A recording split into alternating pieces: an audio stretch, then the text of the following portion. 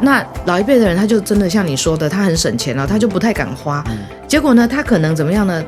他活到90岁，也许他这个钱才花了其中的1/3，所以他在这个提领期把自己搞得这么拮据，也太辛苦。对，好，那有另外一种人就是这样，他可能怎样？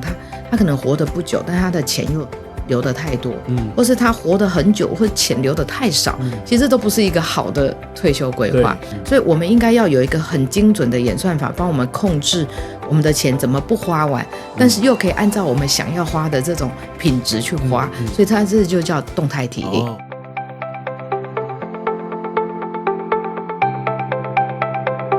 欢迎收听收看理财小时候，我们没有标准答案，只有多元观点，和你一起学习投资与理财，一起打造出有选择的人生。欢迎大家在 Podcast、YouTube 跟 IG 订阅和追踪我们。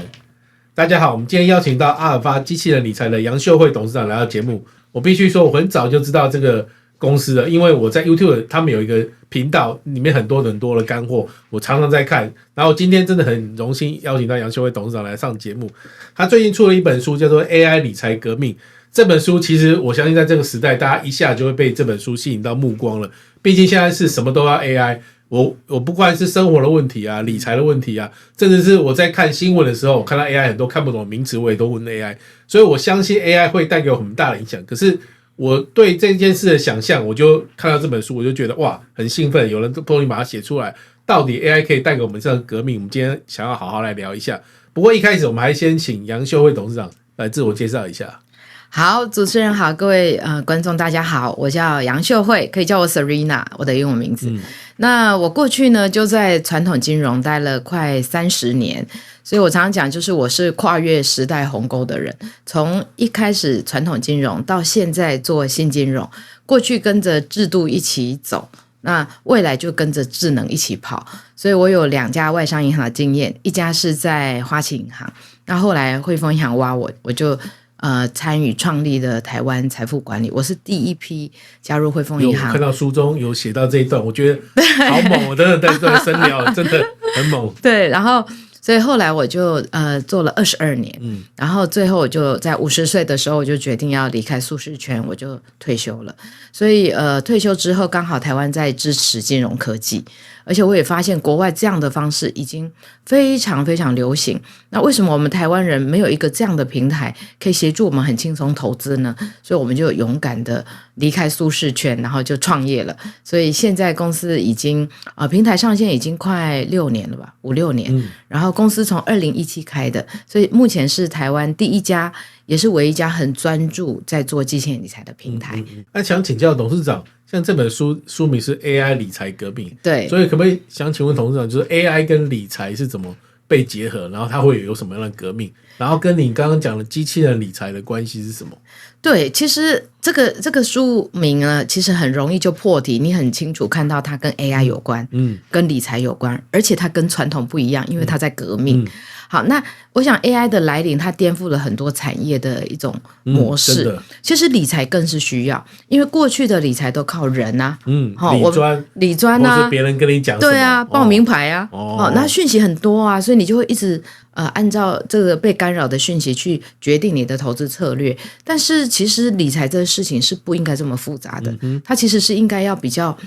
简单、纪律、轻松，那你就比较容易成功。所以我们觉得应该要把复杂的演算交给 AI，但是理财这么复杂，或是你个人比较专属的这种投资规划，就交给我们自己来判断。所以这样2个结合在一起，就是一个最完美的投资策略。可不可以给我们举个例子啊？就是说，比如说一般的理财可能是怎样，或者是一个在定期定额，现在台湾好多像定期定额，昨天的新闻嘛，那个市值破兆，就是代表其实很多人买，很棒。对，然后前4大 ETF 受益人数好像都超过200万，没错。那像这些人，其实很多也都是我们的观众跟听众嘛。是，那像这种人对于机械理财或者 AI 理财对他们的帮助会是什么？其实这个是一个好问题哦，因为很多人以为做定期定额你的投资就成功了。但是现在好像很多人都这么想。但是我一定要特别讲，其实你的投资只有成功一半。因为你想想哦，很多做定期定额的人，他的投资绩效最后还是负的。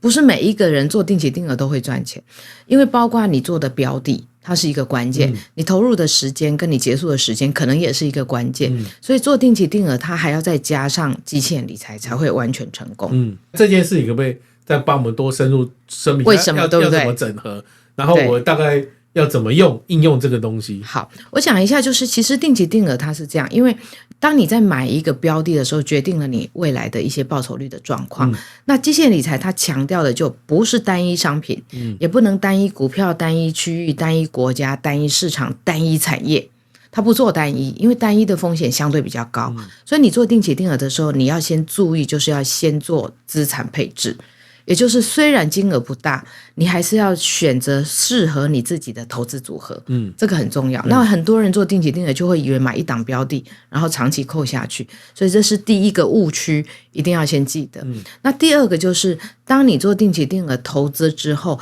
其实不是放着就不用管了。虽然它是一种分摊成本、用时间拉长的概念，让你买到比较多的单位数，但是不代表你就不用管它哦，因为投资这种东西是会变化的啊，它的市场涨跌非常明显啊，所以你在投资下去之后，你要很注意，就是要做到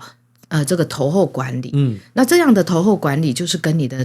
一开始做的资产配置很有关系，因为当你投资下去，你的股债比例一定会不断的偏离。那当你偏离的时候，你没有把它做调整回来，那你要达到你的目标就会越来越困难。所以第二个重点就是你的投后管理要做好，然后要去监控，要去确保股债比例回到它原本的比例。只要这两件事情做好，定期定额才会成功。这个目标也会有影响。其实因为大家对那复杂数学可能就是觉得很头痛，然后就说我现在人家说一个月2000或3000就好，那我就这样。那我希望我退休可以有2亿，然后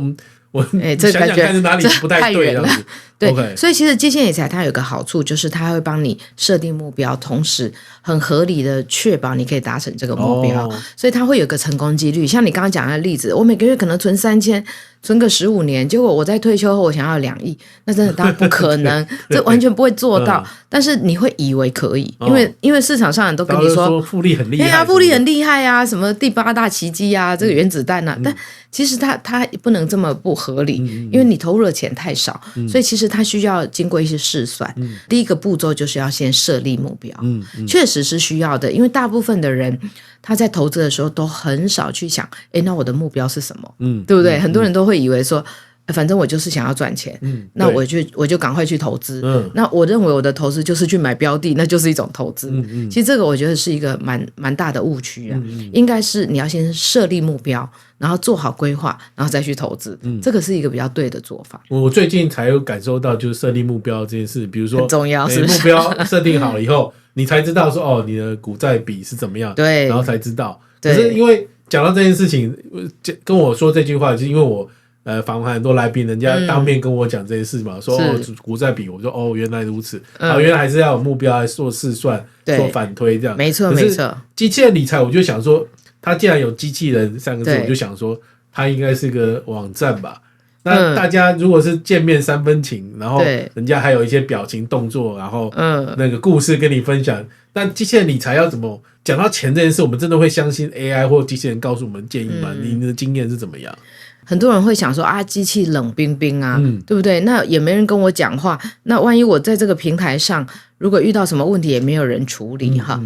我先讲，其实机器人理财它是5个字嘛哈，那我们就把它拆解成3部分，第一个叫机器，第二个叫人，第三个叫理财。其实你只要拆解，你就会发现它是一个温暖的平台。第一个所谓的机器，它就是把所有的演算法 AI 的这个方式都放到机器里，困难的地方对，比如说我们要1秒钟就测试市场1万次可能的走势，那这个我们人做不到嘛，对，我们没有那么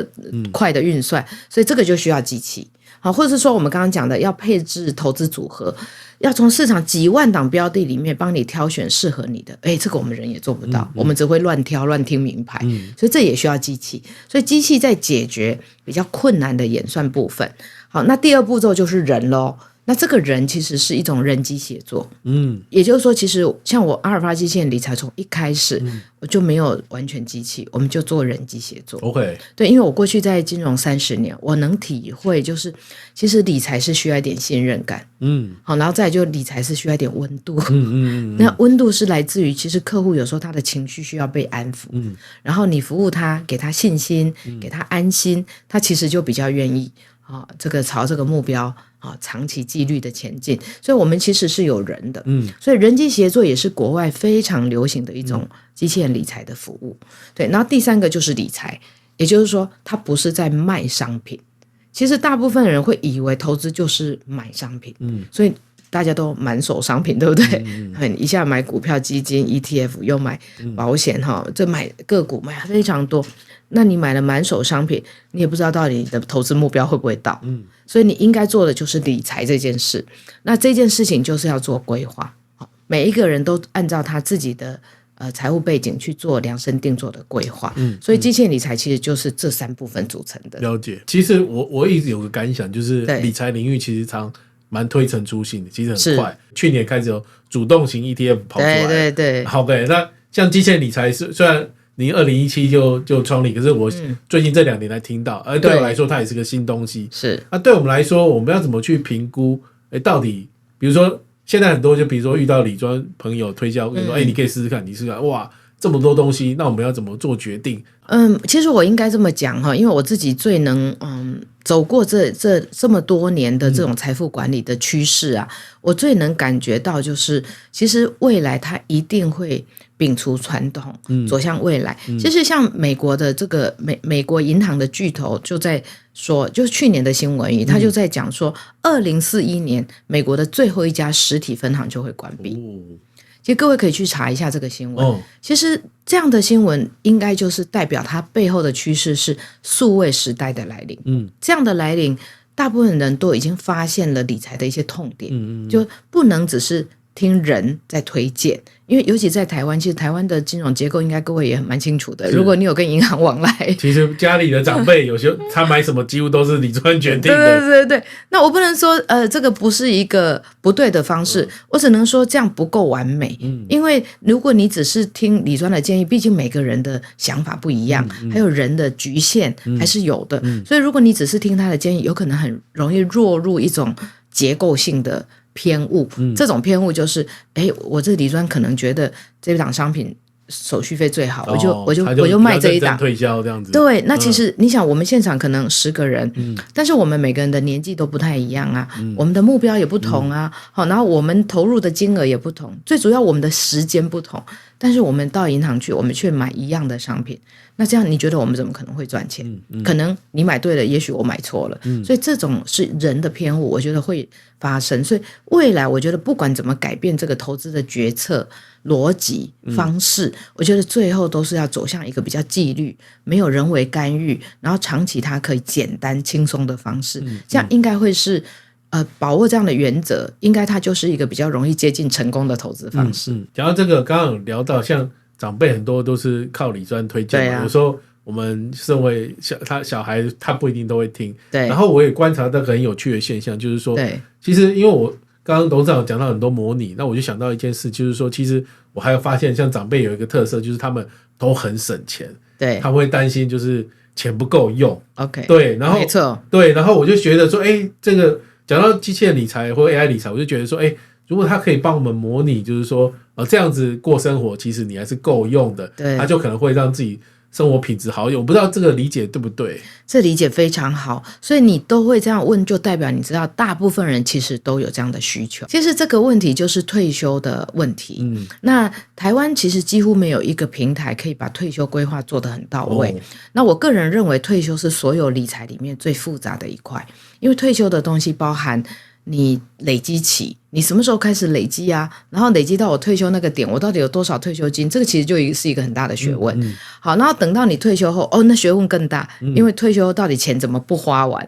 对，这也是一个超大的问题，真的。对，那所以我们其实在台湾做的第一个我觉得很棒的功能，它就叫动态提领。所以它这个动态提领我可以稍微说明一下，就是说当你有一笔退休金，好，比如说6000万，那老一辈的人他就真的像你说的，他很省钱了，他就不太敢花。结果呢，他可能怎么样呢？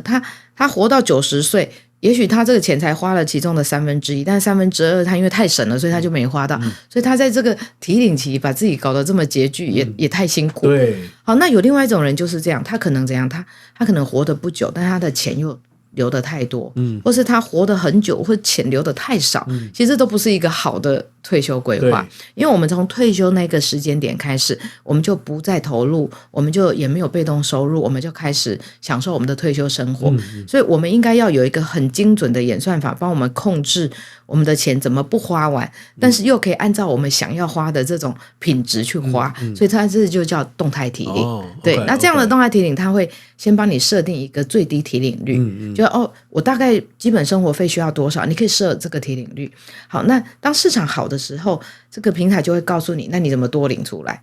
然后市场差的时候，你怎么少领，但是它会控制你钱不会花完。那或是控制你说我其实不需要花那么多，我想要把我所有的财富到最后90岁我留给我的小孩，那他就会帮你控制留最多钱下来。所以它有一个蛮精准的预测这个计算方式，可以让你控制你的提领期，可以领得比较开心一点。所以这就叫动态提领，所以就解决你刚刚那个问题。了解，确实有时候我们在那个 YouTube 那个看影片有些人会提到动态提领，然后他就开始讲各种 case 什么几%，然后我听了就好复杂然后我就放空了。对的，这个就是我刚刚讲机器的部分，如果你还要靠人，那这太复杂，所以这个要交给机器。然后我们人只要去享受这个结果就好了。就是比如说这个机器可以帮助投资人，是不是也可以帮助比如说理专可以做出更好的建议啊？这种机器人会不会到处都是可以帮助大家把那个复杂的计算都做好？其实机器人确实是可以帮助人把复杂的演算做好。那至于理专会不会用这个机器呢？我觉得这真的就跟每个金融机构的决策有关。因为毕竟商模是蛮冲突的啦。因为人还是靠赚高奖金，卖 high margin 的商品去赚钱，但是机器人理财它超级低成本，所以这个也是跟投资人有利站在一起的地方。因为它不强调高成本，它希望投资人的成本很低，那当你能省钱你就会赚钱。所以我们希望就是让投资人的成本全部的费用都能降到最低。那如果理专用这个事，我想可能也跟他蛮 comfy 的，因为他就没有办法分到这么多的利润。那相对之下他就比较跟原本的模式比较不一样。了解，也会有受限于商品的数量这样子。对，没错。 OK， 不过我们回到刚刚就是 AI 来帮助我们，比如说假设我是一个很有目标的人，然后 AI 可以帮助我，那我现在要讲一个那个比较奇特的例子。对啊，其实大家都说有目标是很棒的事情，然后机器人也可以帮你完成，但是很多的目标是很模糊的或是很离谱的，比如说不知道目标，对不对？比如说我想过得很开心，但又不想努力，大概是这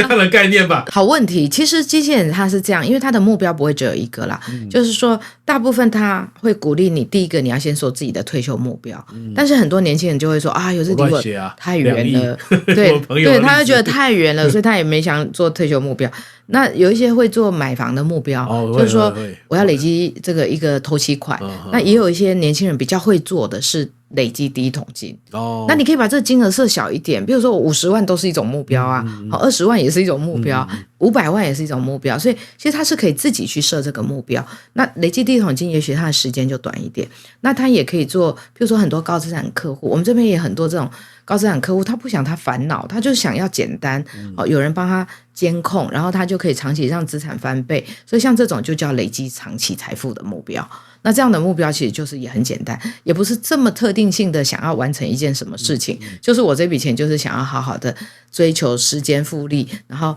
分享这个市场合理的利润，然后我就可以长期长大。所以目标其实是可以很多元，所以你可以试着从比较简单的开始，然后再到复杂的，好，然后再到多元的。机器人理财它有个好处，它可以分账管理，就是我的退休金在这个账户，我的旅游基金在这个账户，我的这个买房基金在这个账户，那我的在这里，我先生的在这里，就它可以分账。不然大部分的人，你知道，如果你回去看你家庭的这个个财务部，就是钱都混在一起，哪一笔是我退休的哈，那哪一笔是你的哈，哪一笔是给小孩的，其实都很乱，所以应该是把它分账做好，那这样他就蛮轻松的。了解。所以其实他是在协助你管理目标。那我是不是可以这样理解？因为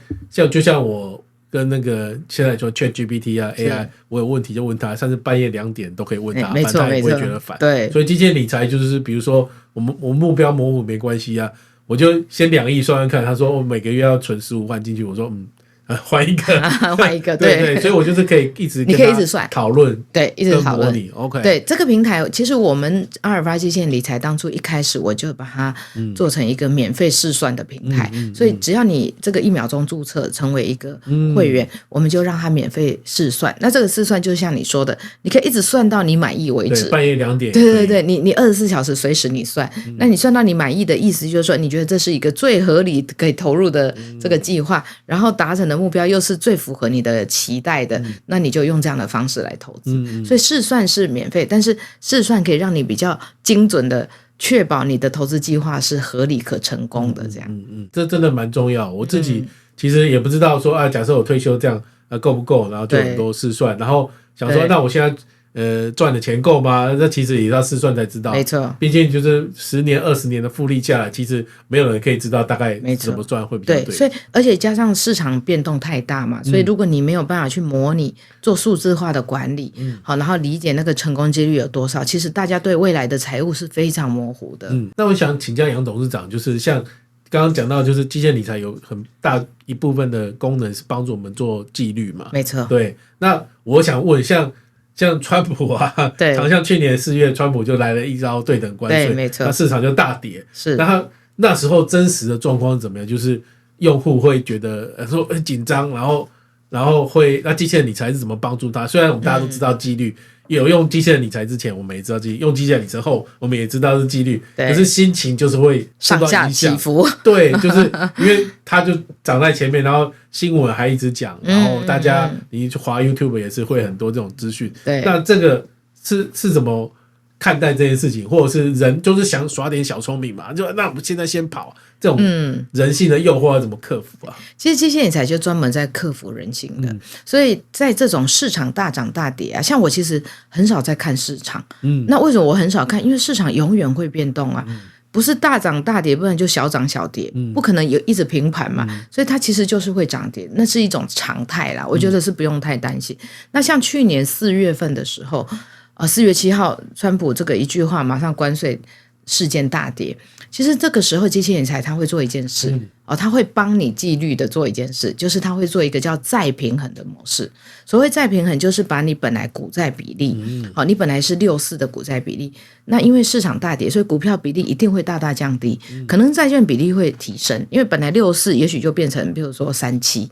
好，就代表你的整个股票市值降低了，但你的这个债券比例可能拉高了。这个时候在系统里面，它判断叫做不平衡。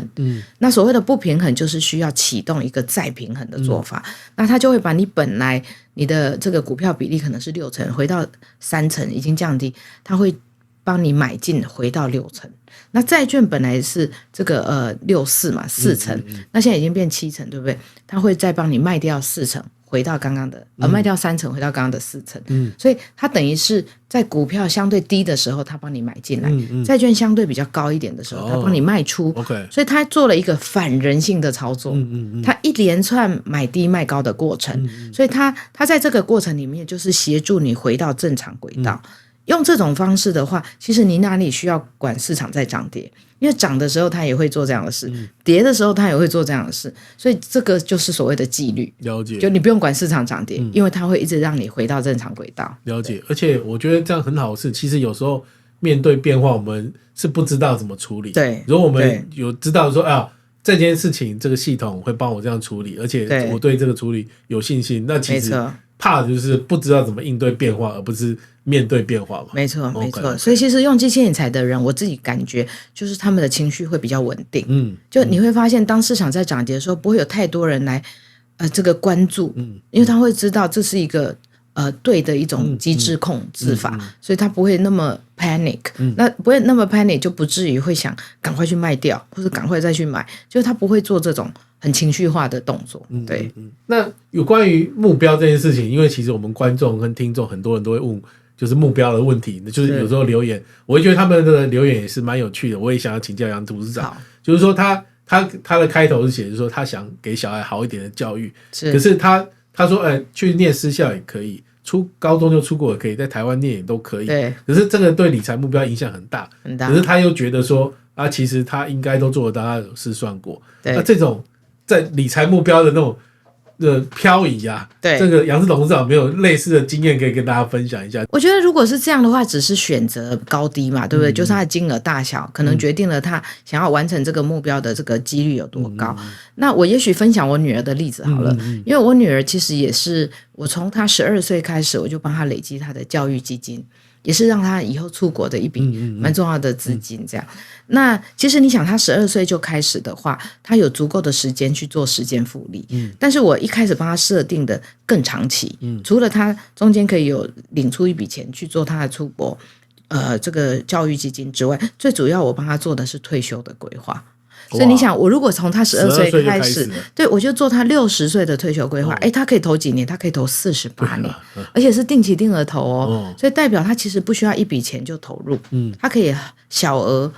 分散陆续投入，所以他投入的我帮他做的是每个月1万块台币投入，那等到他20几岁他能赚钱就让他自己去投，对，那等于就是这段时间我帮他。好，那这样投下去的话，我算过就大概48年的整个定期定额本金投入大概570几万。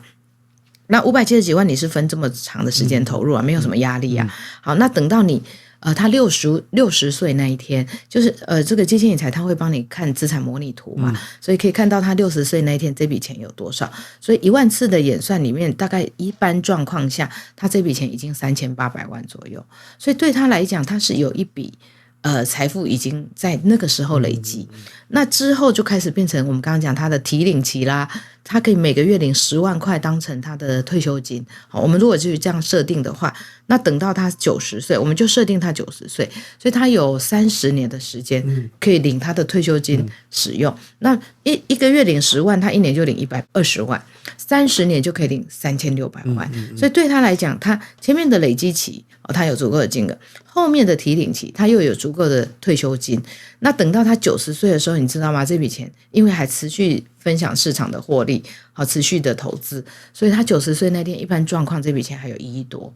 所以对他来讲，其实他就是很明显的可以用时间复利去累积他的财富。所以你只要做一个这样的计划，其实你的目标是什么，中间怎么改变其实影响不大，因为对你来讲你已经开始了，你已经在复利的道路上开始了，而且你在这个道路上有人一直帮你监控调整，确保你不会偏离轨道，所以这样的道路一直往前进，其实你什么目标几乎在你这辈子的人生阶段都可以达成。所以我是蛮建议，就是尤其是年轻人，你最有的就是时间，时间绝对是最好的复利价值，所以一定要及早开始，好让时间去累积足够的财富。请教杨董事长，其实我后来才注意到，就是说就是一个概念，就是比如说你刚刚有提到就是1000次模拟，就是1万次模拟。那像我们在模拟自己的退休金，就是用个固定报酬，因为这样 Excel 比较好拉嘛，比如说5%、7%、9%这样拉。所以在机器人理财它帮你做1万次模拟，这是一个